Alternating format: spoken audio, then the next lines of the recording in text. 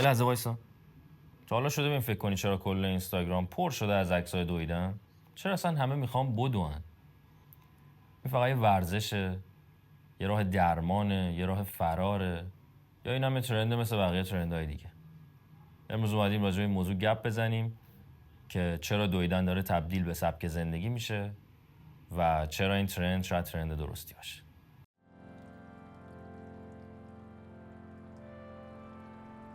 یه روزی اگه میگفتی میدوام شاید خیلی مسخرت میکردن. خود من شاید یکی از اونا بودم که به خیلی از دوستای صمیمی میگفتم که بابا جمعه صبح شما پا میشی میری مگه شیر میخوای پخش کنی؟ جمعه صبح برای دویدن نیست. ولی الان حس میکنم اگه ندوام یه چیزی کمه. ولی این تغییر یوهایی نبود.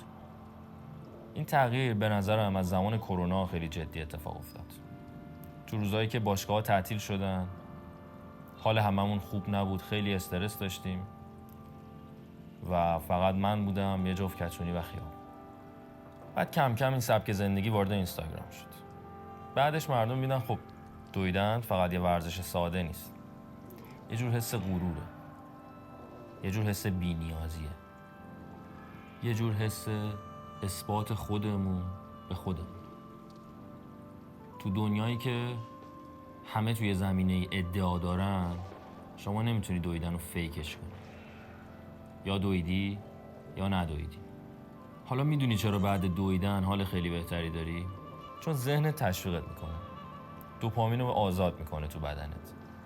یه جور حس پاداشه دیگه.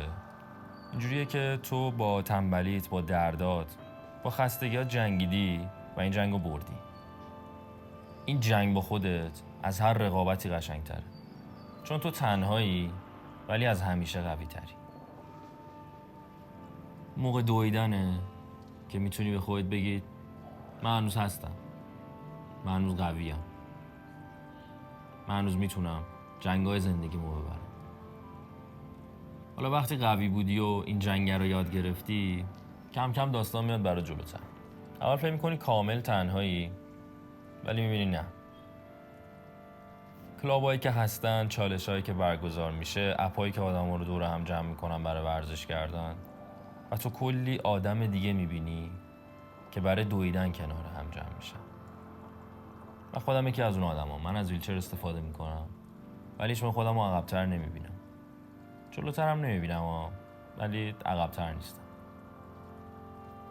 یه جمله خیلی معروفی داره آقای الیوت کیپچوگی که نفر اول حال حاضر دنیاست. میگه که دویدن مربوط به پا نیست. دویدن مربوط به ذهن. شما با ذهنتون دارید میدوید. شما وقتی ماراتون رو تموم میکنید، ذهنتونه که شما رو رسونده به اونجا. فقط بحث پا نیست. آدما میتونن با هر تفاوتی که دارن، چند نظر جسمی چه از هر نظر دیگه‌ای، بتونن بدون و تو این جنگی که خودشون خواستن واردش بشن از خودشون ببرن. شما وقتی میدوی با هیچ کس نمیجنگی.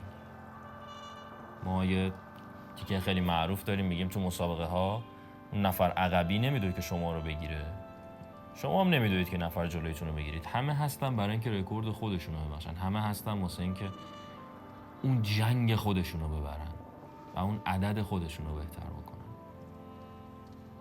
شما تو دویدن هیچ موقع نمیاید کاری بکنید که خارج از ذهنتون باشه.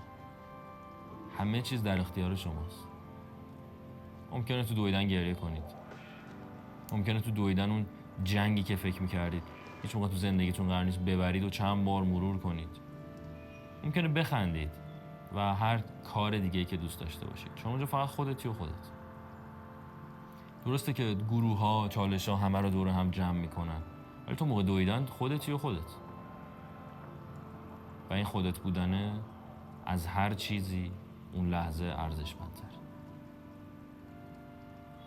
یه پیشنهاد دارم برات همین وسط ویدیویی. اگه تا حالا دویدن رو امتحان نکردی، میخوام بهت پیشنهاد کنم که فردا خیلی کوچیک امتحانش کن.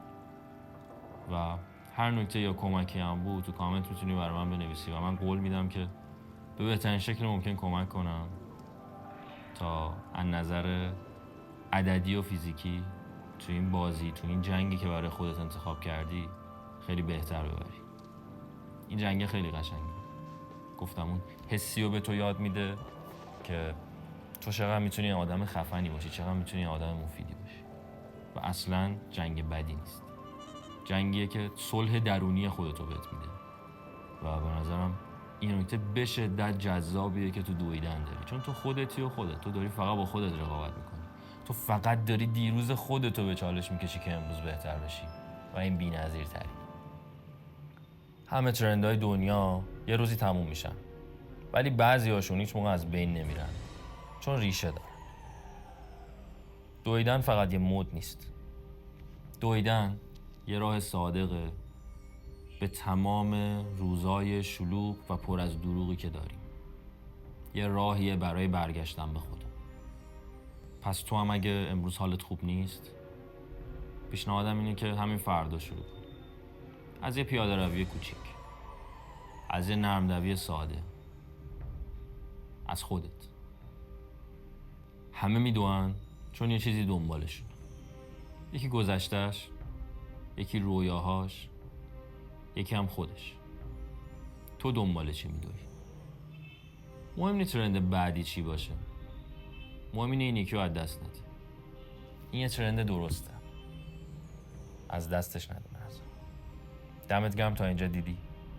امیدوارم که کوچکترین پیشنهادمو که امتحان کردن دویدن باشه قبول کنی و حتما امتحانش کنی و نظرتو بهم بگی. و اگه دوست داشتی سابسکرایب که بکن، لایک هم بکن.